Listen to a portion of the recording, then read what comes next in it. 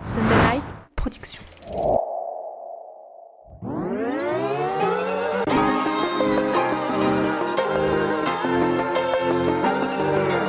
Bienvenue sur le podcast Dans la tête d'un cycliste, l'émission dédiée à tous les passionnés de vélo sous toutes ses formes. Chaque semaine, Arnaud Manzanini part à la rencontre de celles et ceux qui font le cyclisme pour nous inspirer et nous aider à nous améliorer.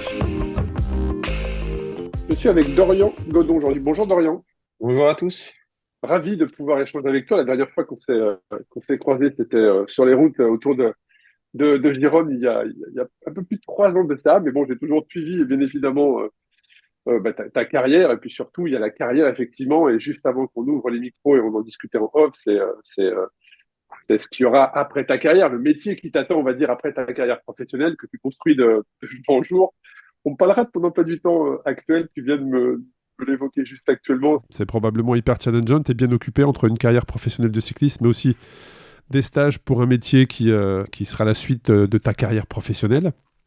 Mais avant toute chose, bienvenue sur le podcast Dans la tête d'un cycliste. Un grand merci pour ton temps. Et puis, là, actuellement, on est au moment où on enregistre. La saison ne s'est pas lancée, même si le tour en Australie va commencer, je crois, semaine prochaine, au moment où on enregistre ce podcast. Déjà, la première chose, comment tu vas en ce début d'année 2024, Dorian ? Super, merci pour tout. Et je me rappelle qu'on s'était vu il y a 3 ans, là, tu étais en repérage de café sur Gironde. Donc, C'est ça, exactement, c'était en tu avais 2020. passé quelques adresses et puis voilà, toujours à Gironde, voilà, pour concilier mes études et puis pour rouler au soleil surtout. Et voilà, je suis tombé amoureux un peu de cette ville et ça reste toujours un bonheur de rouler ici, surtout l'hiver. Les heures comptent pas double, comme on va dire à Lyon, des fois avec le gel et la grisaille, Ouais, c'est clairement. quand même c'est quand même Clairement, plus clairement. agréable. Qu'est-ce qui t'a amené à Gironde, qui est quand même aujourd'hui Gironde, alors quand tu y es allé, peut-être qu'il n'y avait pas cet enthousiasme encore autour du vélo à Gironde, qui est devenu aujourd'hui la destination de tous les cyclistes en Europe, on va dire, si ce n'est dans le monde. Qu'est-ce qui t'a amené à Gironde, Dorian ? Est-ce que c'est les études ? Est-ce que c'est l'amour ? Est-ce que c'est l'envie du vélo ? Qu'est-ce qui t'a amené là-bas ? Non, c'est vraiment les études, mon école de kiné ECES.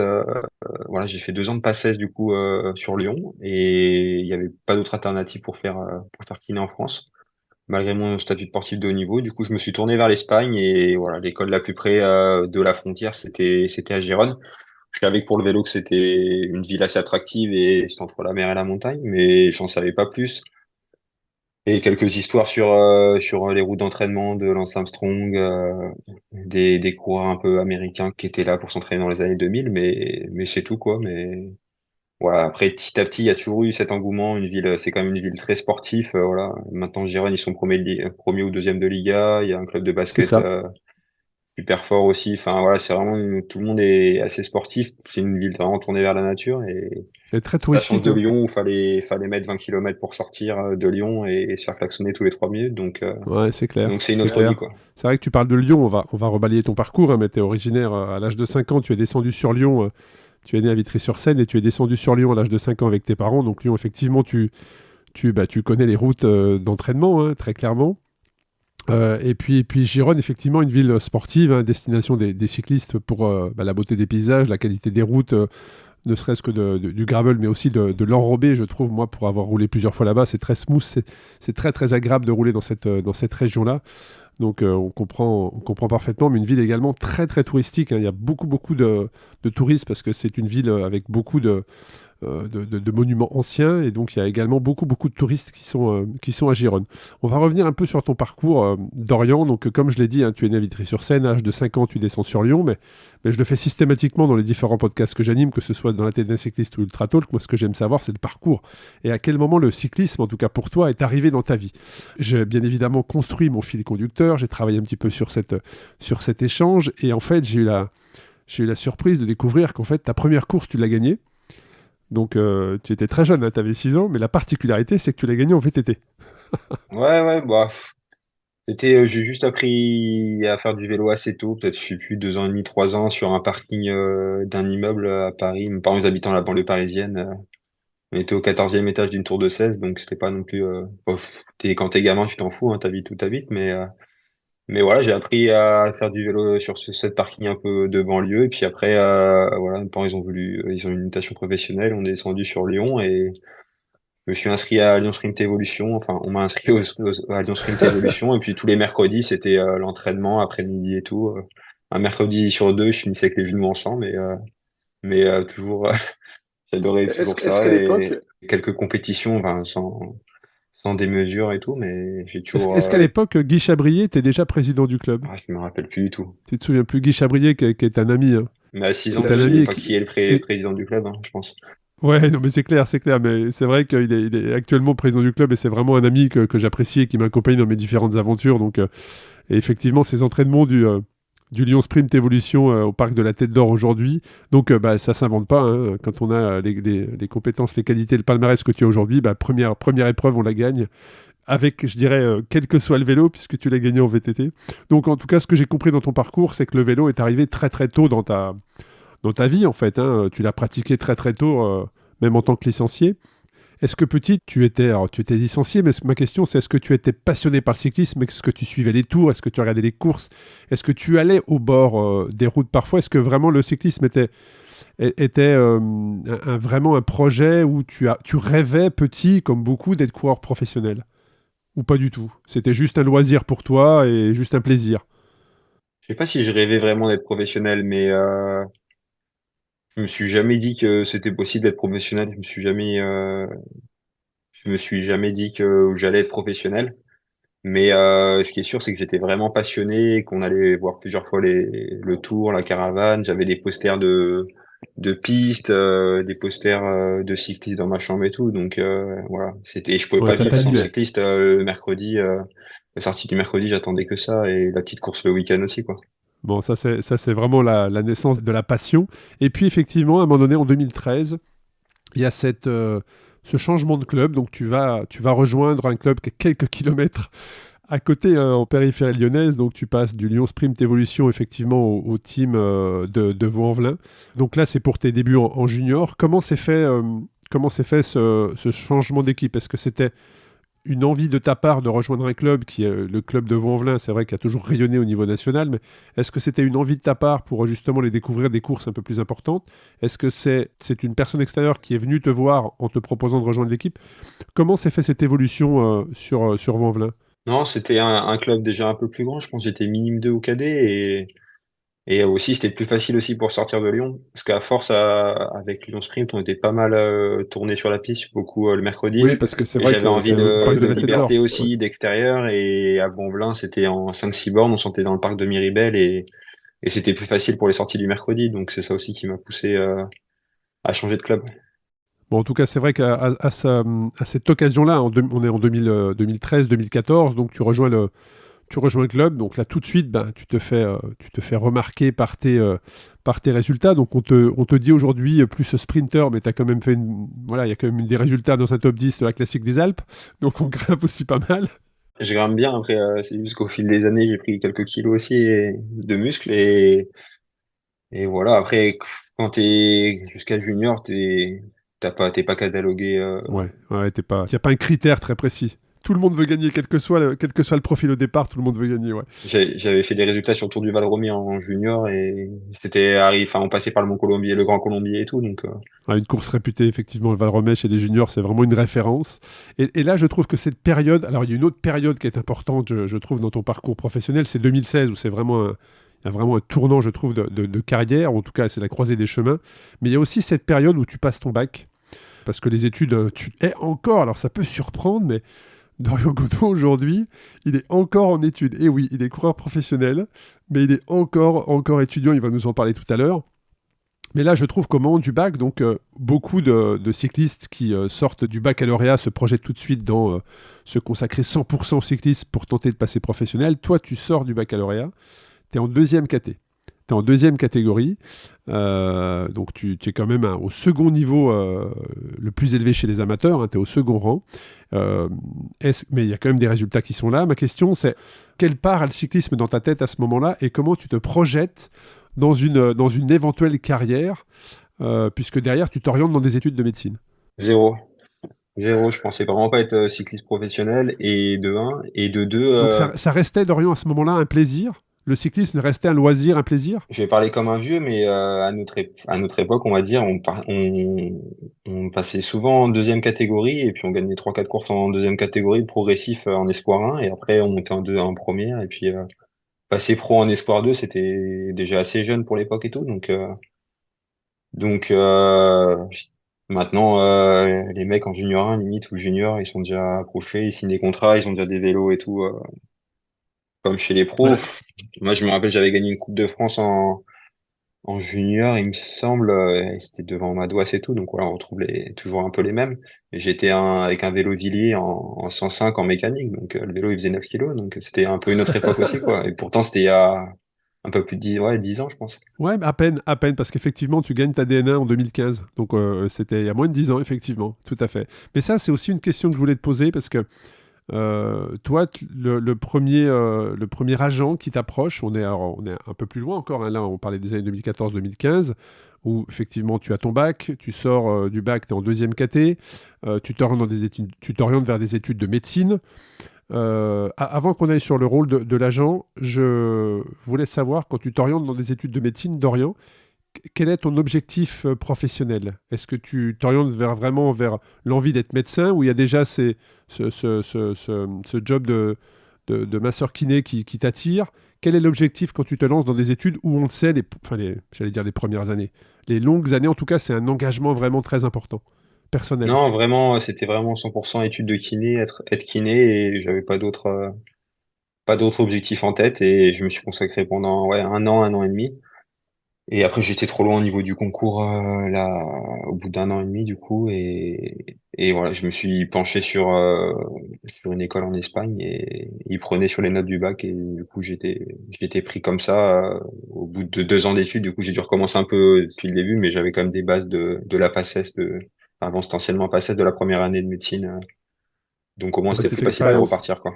Ouais, ouais, cette expérience que tu avais acquise, donc voilà, donc tu as le bac 2014-2015, tu montes en DNA, hein, donc le plus haut niveau amateur français, avec cette victoire, comme tu l'as dit, en manche de Coupe de France. Et puis 2016, c'est vraiment ce qui te fait accéder au professionnalisme. Et dans ce que j'ai lu dans ton parcours, j'ai cru lire qu'à ce moment-là, il y a une personne en 2016, donc alors, tu es passé stagiaire les 6 derniers mois de l'année 2016, hein, de ce que j'ai lu. Donc, les 6 premiers mois, tu les fais en amateur.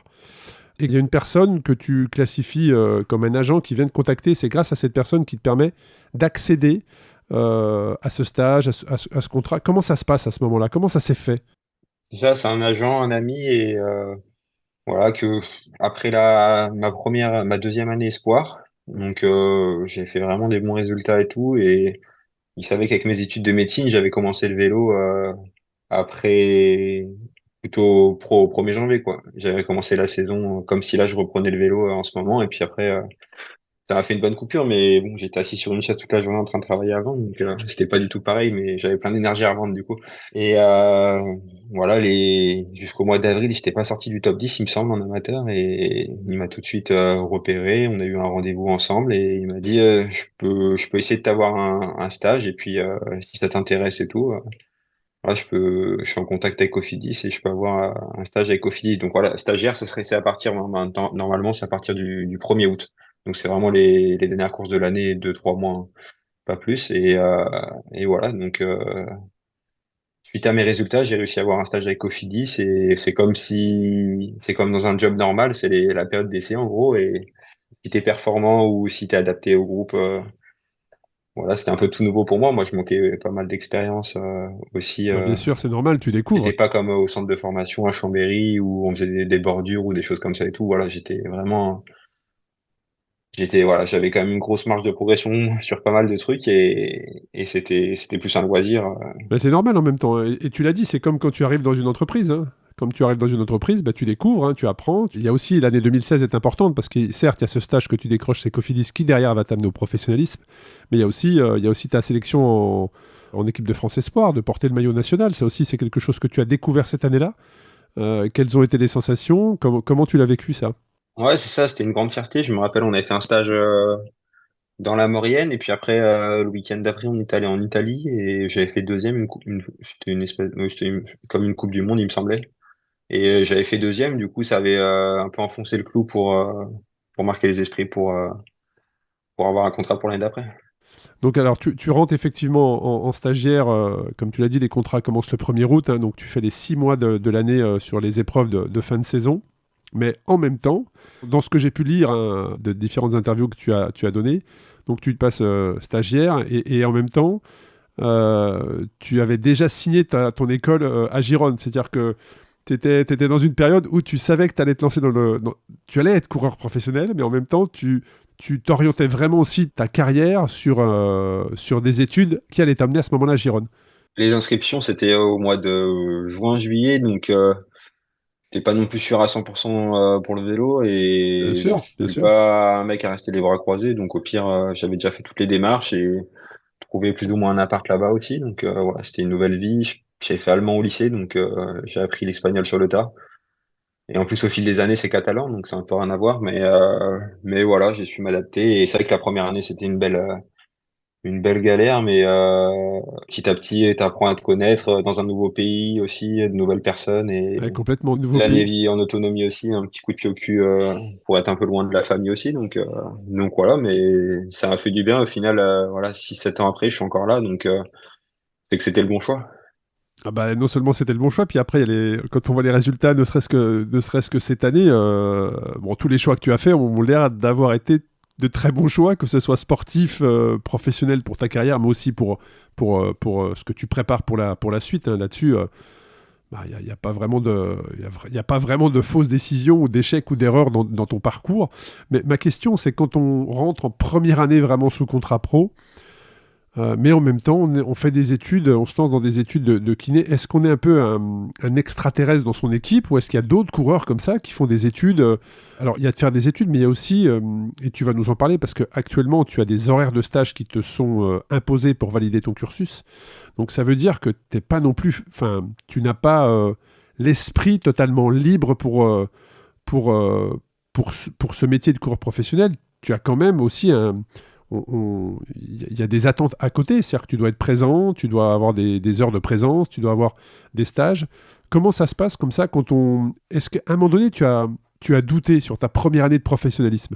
J'ai plus douté sur mes études de kiné que sur mes Tes premières années de capacités? professionnalisme. J'ai jamais eu de problème, on va dire, pour re-signer des contrats ou des choses comme ça. C'est plus douter, par exemple, dans des périodes d'examen où c'était vraiment, des fois, fallait s'accrocher et tout, avec les révisions, les courses, les trajets, les machins et tout. Mais voilà, depuis quelques années, c'était vraiment les premières années. Après, depuis quelques années, quand même, j'ai su m'organiser de mieux en mieux et voilà, là, du coup, ça fait quasi 2 ans que je fais juste, même 3 ans quasi, que j'arrive un peu avec l'école à m'arranger pour vraiment bosser et faire les blocs de cours ou ouais, du coup maintenant j'ai plus de cours ou de stage vraiment de novembre à février comme ça je suis libre le reste de la saison donc c'est chronophage et c'est prenant un peu pour la coupure mais voilà j'ai quand même 8 mois dans l'année où je suis concentré sur le vélo Ouais, tu peux te et voilà concentrer, et puis j'ai eu des fois on a tous des problèmes de santé bien sûr. des chutes et ça me permet de penser à autre chose et de rebondir plus vite. Donc, je suis un peu hyperactif aussi, donc ça me correspond. Bon, c'est vrai que ce que tu dis est très, très intéressant, parce que juste avant d'ouvrir les micros, Dorian me disait que les études dans lesquelles il est, c'est 8 ans. C'est 8 ans. Non, Donc c'est c'est vrai 7 que ans, ouais, c'est c'est 4 7 ans ans. Ouais, normalement, mais pour moi, c'est 8 ans, quoi. ouais parce que tu doubles. Normalement, c'est 4 ans, mais Effectivement, voilà, l'école le parcours s'ajuste. l'école adapte un peu. J'ai pu prendre les matières un peu à la carte aussi. Enfin, C'est bien. Ouais, l'école est non, non, vraiment c'est top. compréhensif et voilà. Exactement. Donc on revient tout petit peu en arrière, 2017-2018, donc les années Cofidis. Tu découvres le métier, hein, tout en. J'allais dire, tu te laisses pas faire parce qu'il y a des victoires qui sont au rendez-vous. Et puis après, il y a le passage chez l'équipe dans laquelle tu es actuellement, hein, qui était à l'époque AG2R La Mondiale, maintenant qui est. Où Decathlon apporte le naming également pour une durée de 5 ans, on en parlera. Mais là, tu découvres vraiment le World Tour avec un enchaînement en 2019 juste extraordinaire. Hein, le Het Newsblad, le Tirreno Adriatico, Milan-San Remo, le Grand Prix E3, le Tour des Flandres, Paris-Roubaix, donc c'est des monuments. Comment tu vis cette période, Dorian, en tant que nouvel équipier chez AG2R, mais déjà expérimenté de plusieurs années de professionnalisme? Comment tu vis ces moments-là dans l'équipe de Vincent Lavenu?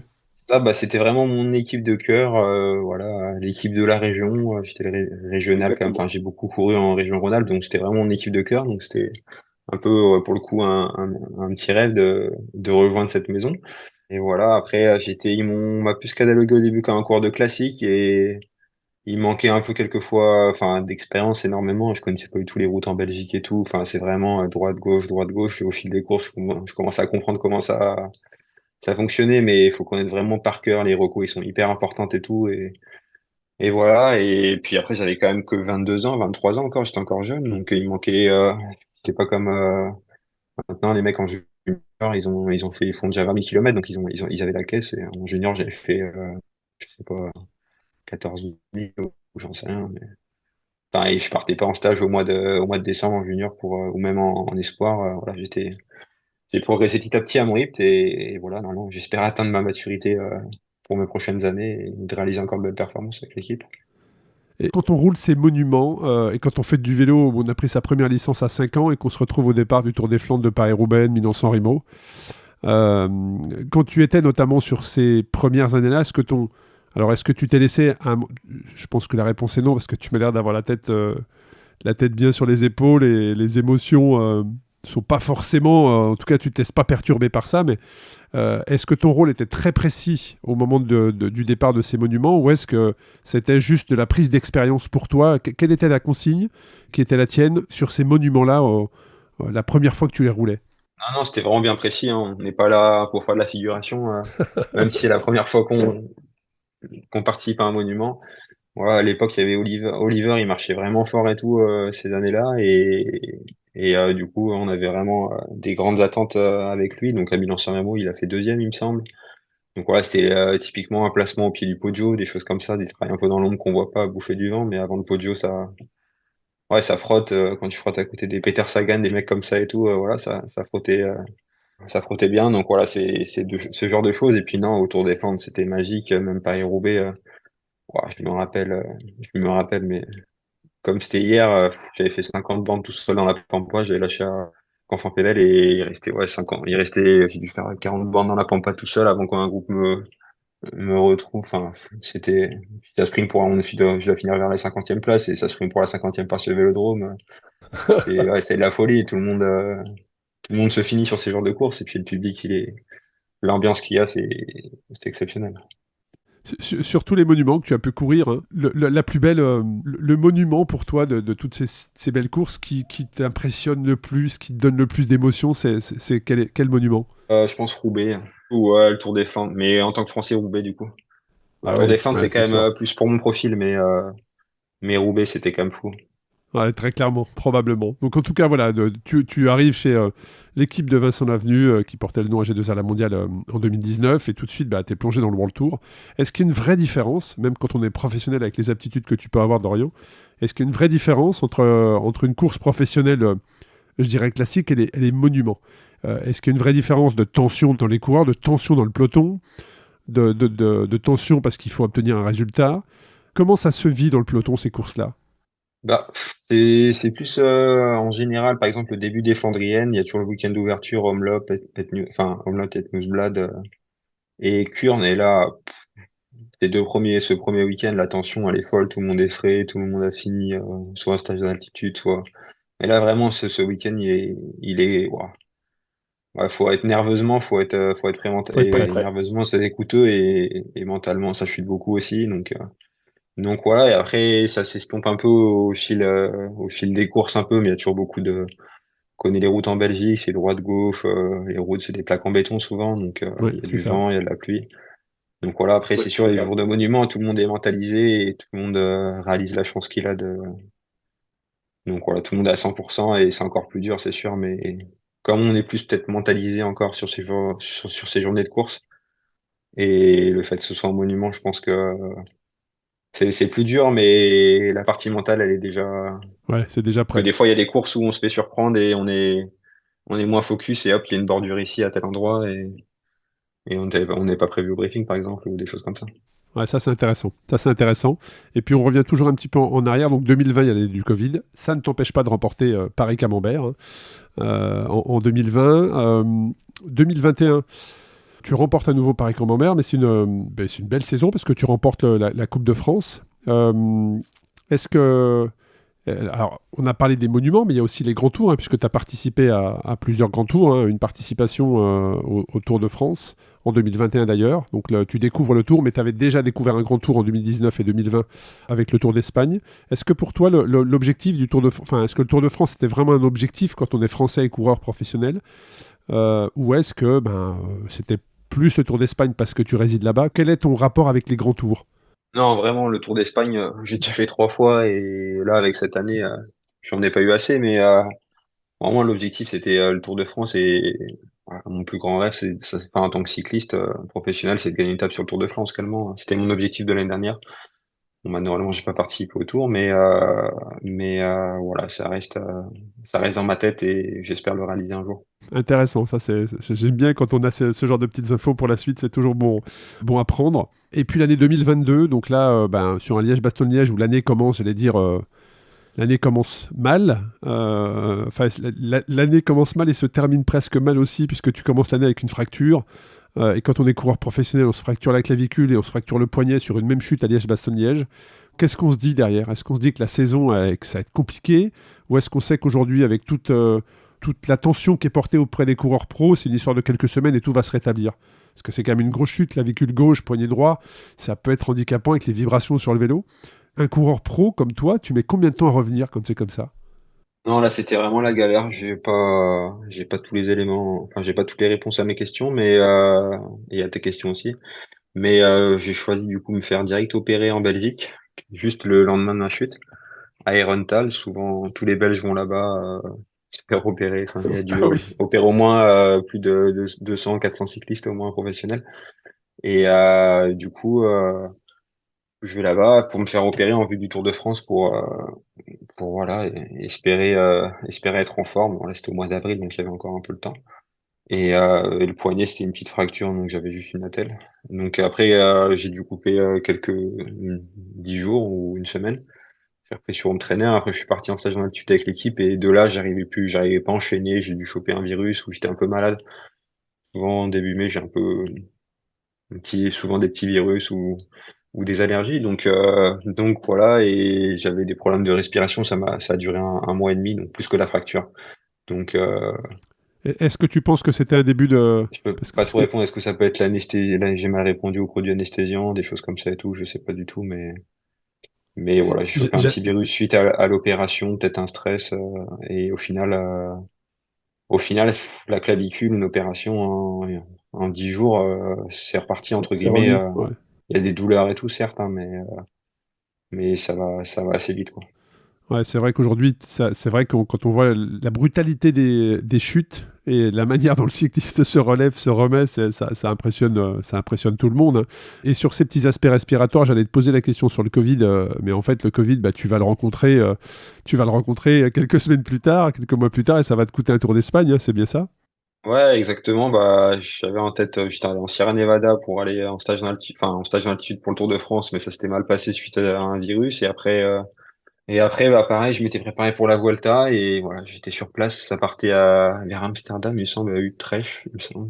Oui, c'est ça, ouais, tout à fait. Et, euh, et du coup, il y a 2 jours avant, en fait, j'avais fait un test Covid le matin et j'avais fait 100 bornes sur Lyon après. Et j'étais parti de Lyon. Et l'après-midi, j'atterris, je mets la 4G et je reçois une notification Covid positif. Donc, le lendemain, j'ai repris un avion dans l'autre sens et puis pas de Volta, quoi. Donc, c'était un peu dur. Aller-retour. Cette saison était un peu Ouais, Ouais, longue. ça doit être dur. Ouais, la saison 2022 avait l'air... Sur le papier, en tout cas, la saison 2022 n'a pas l'air aussi fluide que les autres. Pas trop fataliste et assez positif, mais voilà, des fois, ouais. Là, c'était pas de chance pour le coup, quoi. Bon, en tout cas, tu vas bien te rattraper, parce que 2023, c'est là où tu... Alors, j'allais dire explose au niveau international, je ne sais pas si on peut dire ça, mais en tout cas, c'est tes premières victoires en dehors du territoire national, et notamment une victoire à la Flèche Barbançonne. Moi, j'avais suivi cette épreuve, hein, j'étais derrière mon écran. Et tu l'avais remporté, c'était impressionnant, et devant celui qui va être la révélation des semaines d'après, hein, Ben Illy, puisque moi très clairement, je suis quand même un peu le cyclisme, mais j'avais jamais entendu parler de lui avant ton échappée avec lui justement, où tu le bats au sprint, et derrière, il explose aux yeux du grand public très clairement, avec une saison 2023 impressionnante. Quand tu es échappé avec lui, est-ce que tu connais ce coureur qui est chez Education First? Est-ce que tu sais que c'est un grand coureur? Est-ce qu'il a déjà eu des résultats? Comment ça se passe?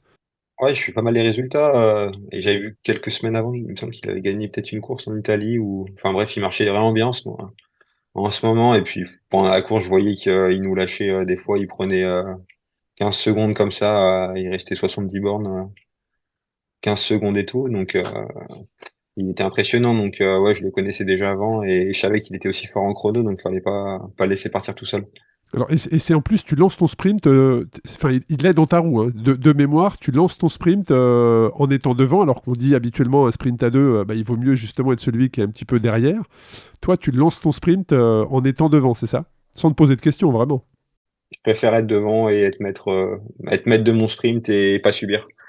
Et voilà. Puis après, je travaille beaucoup le sprint à l'entraînement aussi, donc les sprints en petit comité, Tu j'aime maîtrises. bien et j'avais vraiment la rage de gagner. Est-ce que tu es data? Est-ce que tu es data, Dorian?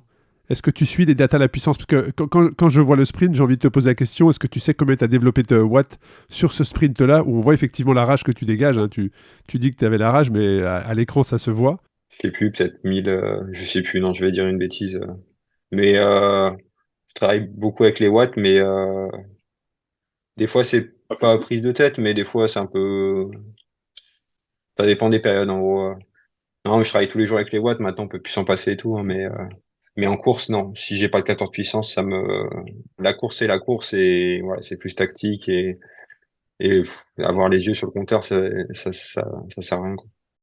Ça allait être ma question, parce que tu as data effectivement travaillé ton plan d'entraînement avec les watts, ça, il n'y a pas de problème, mais tu as des personnes qui ne peuvent pas s'empêcher d'avoir le nez sur le compteur pour justement voir les watts, ce genre de choses.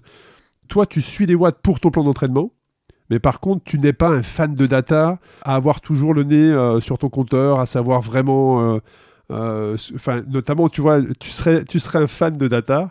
Tu aurais dû pouvoir me répondre très précisément sur les watts que Ouais, tu avais peut-être 20 dégagés sur le secondes, sprint. 1200, 1150 watts, 1200 watts, un truc comme ça, mais au watt près, non, je sais pas exactement. Et j'avais pas de capteur de puissance ce jour-là, je pense. Donc, ouais, si, je sais plus, je vais pas dire de bêtises, mais Bon, en tout cas, c'est voilà. vrai que, mais j'aime bien analyser par contre et tout. J'aime bien analyser en course et tout. On a grimpé Extrava, on peut regarder pas mal de trucs, mais et puis avec des bosses de référence aussi à l'entraînement, mais sinon, Ouais, voilà, ça reste. L'après-course aussi reste aussi un peu switcher et penser à autre chose que le vélo et sur ouais, une c'est course à important. étapes par exemple et faire autre chose, quoi. Bon, en tout cas, effectivement, tu lances ton année 2023 avec la victoire à la Flèche Barbranson. Tu es le cinquième Français à gagner. Donc, tu gagnes devant Benili, qui derrière, justement, bah. Enfin, je veux dire, enfin, si tu suis un peu le vélo, tu pouvais. Tout le monde a vu l'explosion de Ben Illy au niveau international cette année. Et puis l'année 23 se déroule, mais tu termines effectivement, tu termines par une victoire sur le Tour de Vénétie avec. Alors, par contre, tu parlais de rage au sprint. Waouh, là, pour le coup, tu l'avais vraiment juste avant l'interview. J'ai regardé cette arrivée sur le Tour de Vénétie. Très très belle victoire, arrivée en bosse. Là, il fallait être très puissant quand même pour arracher cette victoire. Là, vous n'étiez pas deux, hein. C'était pas un sprint à deux, c'était quand même un sprint qu'on peut, je sais pas si on peut dire massif, mais en tout cas, il y avait du monde qui souhaitait franchir la ligne le premier. Est-ce que tu l'as fait, est-ce que tu t'attendais à cette victoire? Est-ce que c'est un objectif? Est-ce que tu t'es rendu compte au fur et à mesure que le sprint se lançait que bah, tu avais des bonnes jambes et que tu étais en tête? Comment ça s'est passé? Ouais, bah déjà j'ai fait une Vuelta un peu en dents de scie. J'étais un peu avant la Vuelta, j'ai eu un petit virus aussi avant Burgos, donc j'ai dû arrêter Burgos. Et après la Vuelta, un coup ça allait, un coup ça allait pas. J'ai eu une fin de deuxième semaine vraiment compliquée, mais pire, j'étais vraiment derrière le groupe Eto pendant 2 3 jours et c'était la cata. Enfin, j'avançais plus du tout. Et après voilà, j'ai pu bien me relancer pour la fin de la Vuelta, la troisième semaine. Donc je me suis dit, j'ai autant souffert sur la Vuelta, c'est pas pour un profil comme moi, les grands tours aussi. Moi je suis performant, j'ai dû prendre trois quatre échappées. Et c'était vraiment que des arrivées au sommet, un peu raide et tout, donc c'était compliqué de s'exprimer, mais voilà, ça sert de tremplin pour des courses comme Paris Tour, des courses d'un jour derrière aussi, ça te met la caisse, quoi. T'es encore mentalement dans la saison, ça te met la caisse, donc vraiment j'ai quand même bien fini cette troisième semaine de la Volta, ça fait le dernier jour et je voulais vraiment performer sur cette dernière course, enfin, sur ces dernières courses de la saison et on est passé une première fois et j'ai dit à Benoît Cosnefroy, mais là, l'arrivée, elle est pour moi, enfin, c'était trop un sprint de 30 secondes, mon entraîneur, il m'en fait bouffer à l'entraînement, des sprints de 30 secondes. Je me fais limite pas vomir à l'entraînement, mais voilà, c'est le pire des exos quand tu te mets 30 secondes en danseuse et tu donnes tout. Donc voilà, c'était une arrivée un peu en bosse. Il devait y avoir 400 mètres à 10% et je suis un peu lancé comme ça de derrière et passé à l'intérieur. Et c'est des genres d'arrivées que j'adore. Ah ben, on l'a vu, hein. C'est vrai que j'invite à tout le monde, personne qui écoute, hein, d'aller revisionner cette arrivée. Vous allez tout de suite comprendre ce que vient de dire Dorian, très clairement.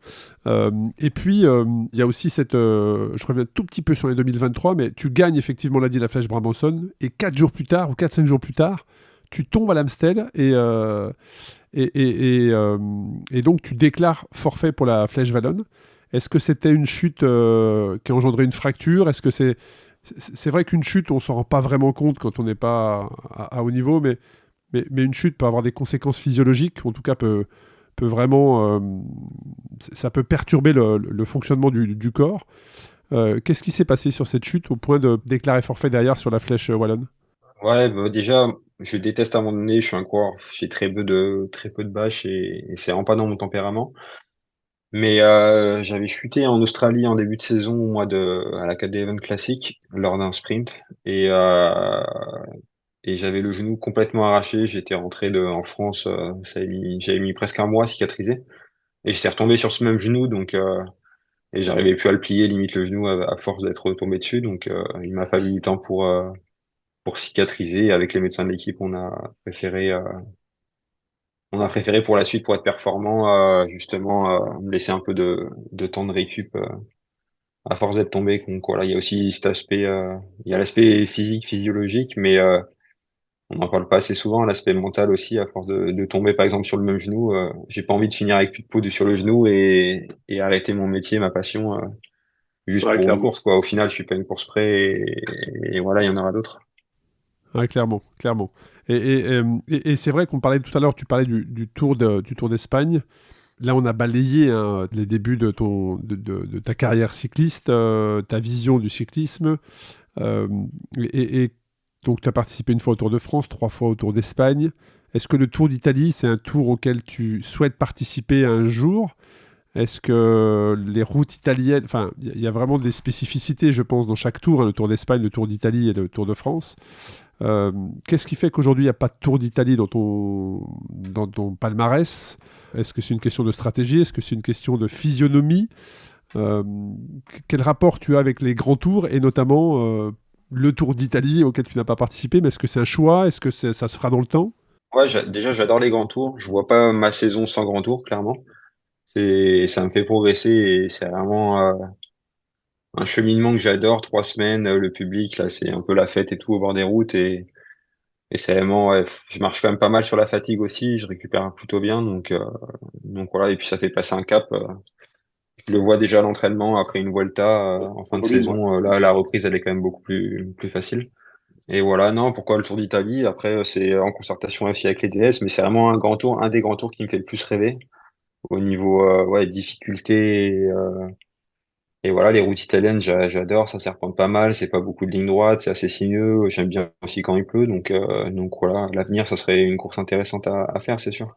Et entre professionnels, ou ton avis à toi de coureur professionnel, le tour aujourd'hui le plus difficile? Alors le Tour de France reste la référence pour beaucoup, mais dans le peloton, qu'est-ce qui se dit? C'est quoi? C'est le Tour d'Italie le plus difficile, avec des routes, effectivement, le Tour d'Italie est très spectaculaire, hein. À suivre, c'est très spectaculaire, mais à suivre et être sur le vélo, c'est aussi différent. Alors 3 semaines à bloc, je pense que c'est dur, quel que soit le tour, hein, très clairement, mais dans le peloton, qu'est-ce qui se dit? Ce qui se dit, c'est que le Tour d'Italie, du coup, c'est peut-être le plus physique. Le Tour de France, c'est mentalement le plus impliquant et le plus difficile aussi. Et où il y a le plus de niveau. Et le Tour d'Espagne, c'est un peu les vacances. Mais cette année, c'était pas trop les vacances parce que il y avait des sacrés loustiques et c'était pas un cadeau non plus. Donc Ah bah oui, c'est sûr que maintenant un quand peu tu la gagnes, avec c'est pas... les Ouais. nouveaux coureurs, enfin les leaders Catacassetto et puis pour essayer de gagner, on est obligé de partir ouais, aussi à 80 à 70 bornes de l'arrivée pour un peu devancer les stratégies des leaders. C'est un peu, il y a plus de règles maintenant, il y a plus de règles. C'est à bloc, toutes les courses sont un peu comme à bloc. Ouais, c'est vrai que alors ça, tu vois, c'est intéressant, c'est depuis qu'effectivement que certains médias diffusent les épreuves en direct du départ. en fait, on s'est rendu compte que avant que les échappées sortent, et ce qui était habituellement la prise d'antenne, ou quand il y avait une prise d'antenne, les échappées étaient déjà faites, et on ne voyait pas ce qui se passait avant. En fait, c'est la guerre dès le premier kilomètre, quoi. Non, mais des fois, là, autour d'Espagne, c'était tellement dur. Ils sont retrouvés, il y avait peut-être 10 mecs devant dans l'échappée, plus après 15 mecs du peloton, et c'était 15 leaders. Et ça avait explosé de partout.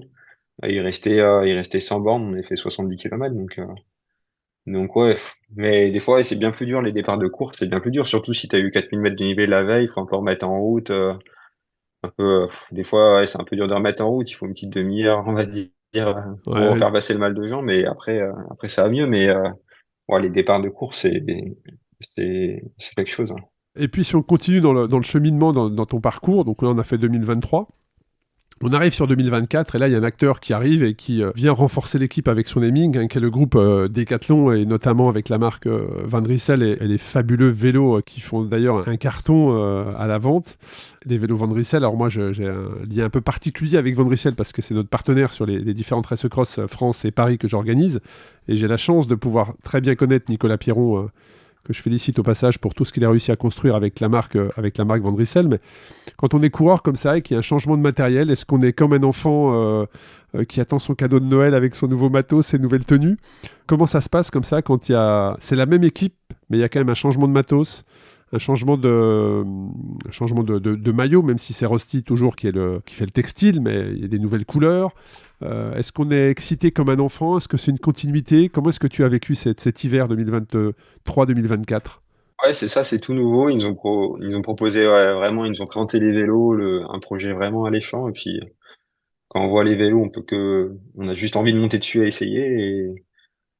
Et voilà, enfin, les vélos sont super et on se fait vraiment plaisir à l'entraînement. Donc voilà. Ben, pour l'instant, les tenues, je les reçois la semaine prochaine aussi au stage. Donc dès mardi, pour l'instant, je roule encore avec les anciennes, mais voilà, on va tout recevoir, le pactage Pour la saison? pour mardi prochain, pour la saison, dès mardi. Donc voilà, j'ai hâte de les mettre, hâte de rouler avec mes nouvelles couleurs. Et puis là, ouais, c'est clair, après 3 ans avec le même maillot, en tant que coureur, il y a une sorte de lassitude et tout, donc ça fait du bien. C'est comme un nouveau jouet et des nouvelles.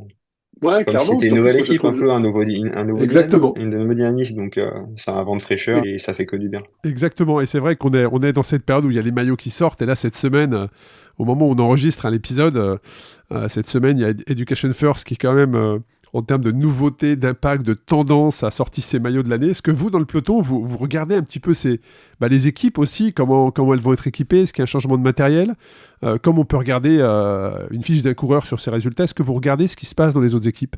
Bien sûr, de plus en plus, on regarde la performance, les nouvelles roues, les nouvelles technologies, les casques, les petits, ouais, marginal gains. De plus en Exactement. plus, on s'intéresse à ça, puis aussi au design, voilà, une équipe comme EF, c'est sûr que chaque année, tous les suiveurs ont hâte de voir le nouveau maillot, le nouveau design et tout, assez loufoque, et ça plaît, et les gens, c'est ce qu'ils recherchent. Donc voilà, ils ont raison.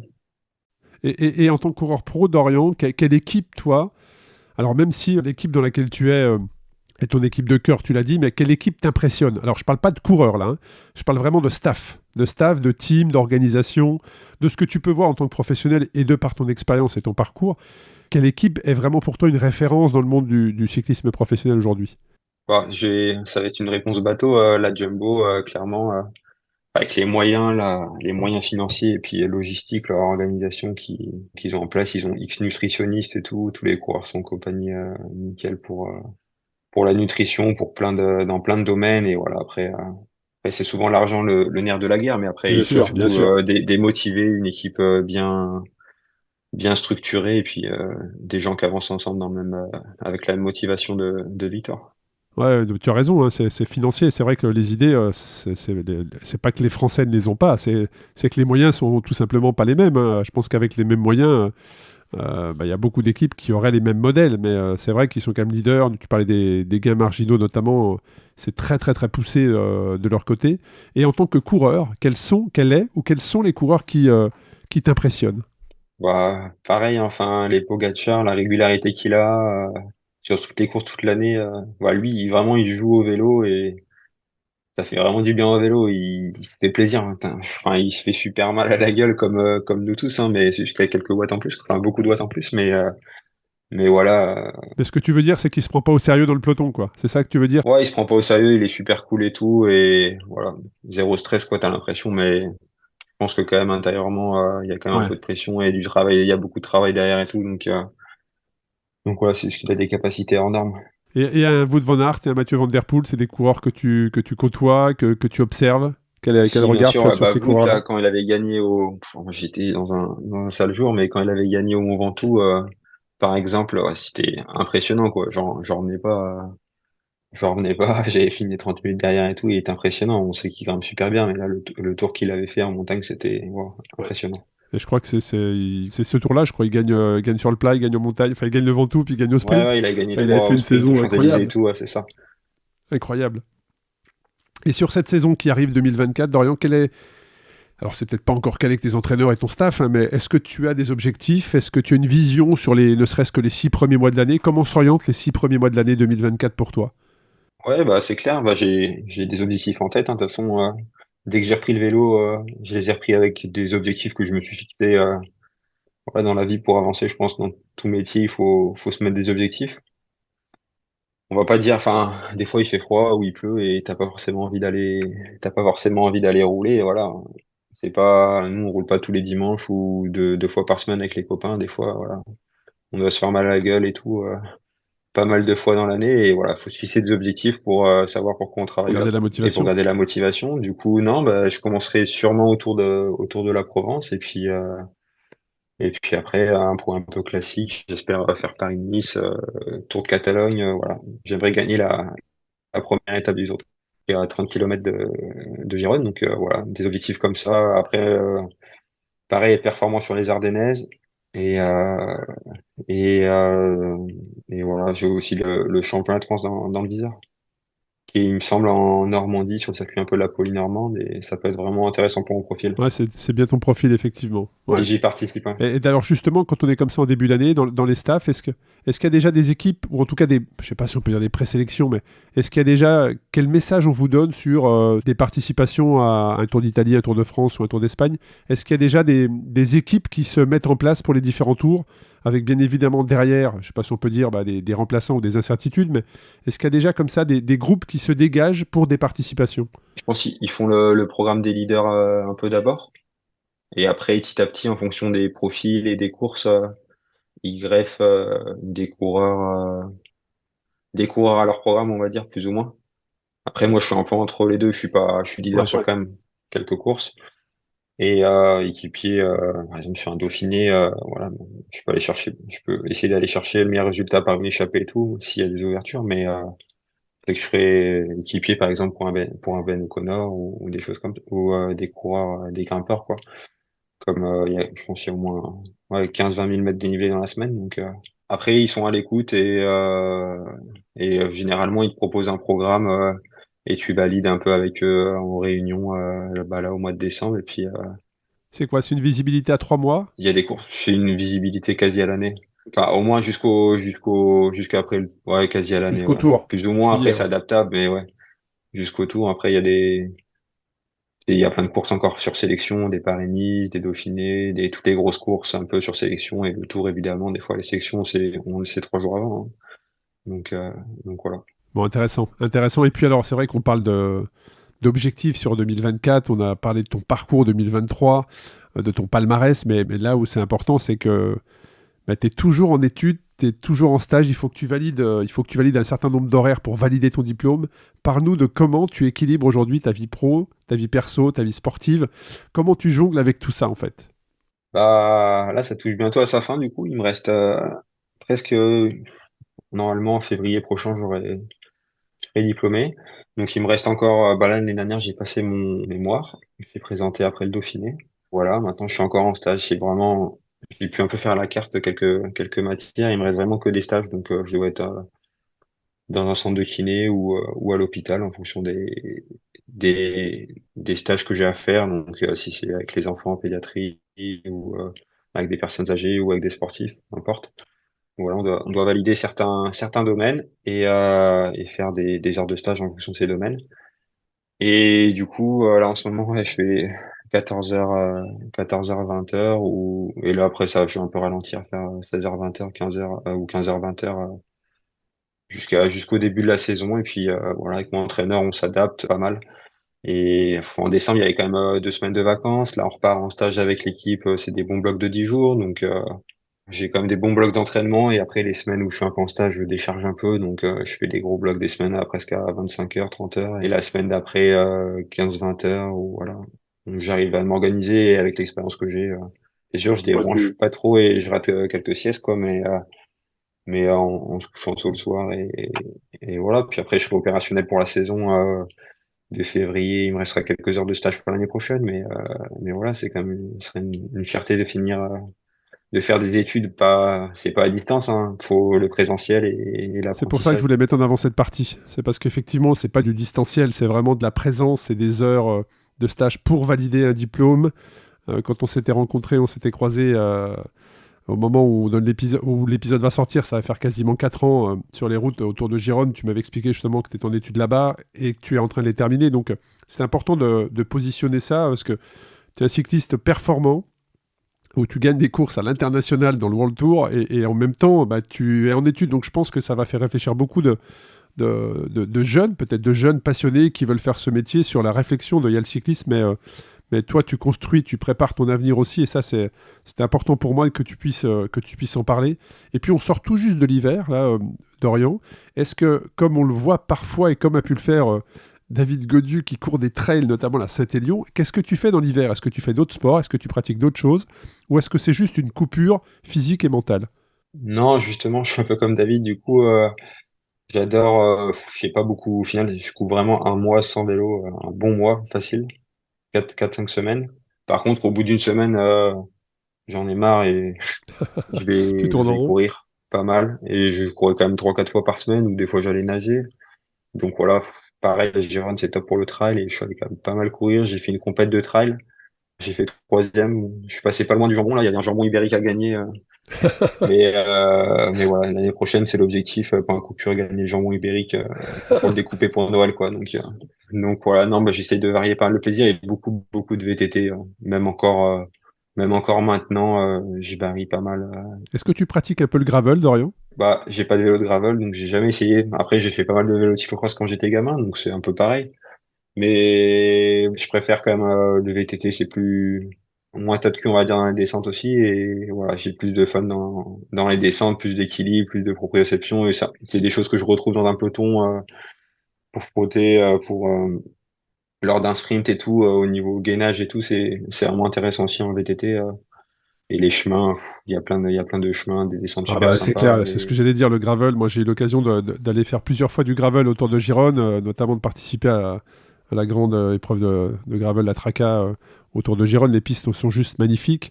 Mais j'ai une dernière question, et après on arrivera sur la fin de l'épisode, mais c'est que effectivement, de ce que j'entends, il y a plus de 100 coureurs professionnels qui habitent à Gironde à l'année. Est-ce que tu roules toi avec d'autres professionnels ou est-ce que tu t'entraînes seul? Je m'entraîne pas mal seul, enfin pas seul, mais plus avec des amis, des amateurs, des amis catalans ou des amis français qui résident sur Gérone, mais très peu avec d'autres cyclistes professionnels, ça m'arrive, mais ou plus des triathlètes. Mais souvent là, les professionnels, ils partent rouler vers 11h, tranquillou et tout. Et bah Oui, moi, je suis en toi, stage à 14h, donc j'ai Exactement. pas la même vie, on va dire, et eux, ils ont limite rien à faire de leur journée, donc je pense qu'ils ont un peu la flemme de partir tôt aussi, ils sont tranquilles. Et voilà, mais non, pas plus que ça, je roule pas plus. Je roule bah, demain par exemple, j'ai 4 heures et je vais rouler avec 3, 4 potes ou des amateurs. Mais j'aime bien rouler avec des Catalans, ça me permet aussi de m'améliorer. On parle pas que de vélo non plus. Et Bien puis, sûr, bien sûr. je sais pas, j'essaye de m'améliorer un peu, enfin, m'améliorer en catalan aussi et pour mes stages, donc c'est top. Ça me sert un peu. Ça n'a rien à voir avec l'espagnol, donc c'est assez intéressant. Et des fois, les cyclistes pro, des fois, ils parlent l'anglais et c'est la langue internationale. Ouais. Ils Ouais. s'embêtent pas à parler espagnol et ils s'intègrent pas plus que ça. Donc c'est pas ce que je Ouais, recherche. et puis la discussion peut être orientée uniquement autour du métier quelque part, alors que là, ça te permet de discuter d'autres choses. C'est ça, c'est comme ouais, quand on va en stage à Calpe, on se croise tous et tout.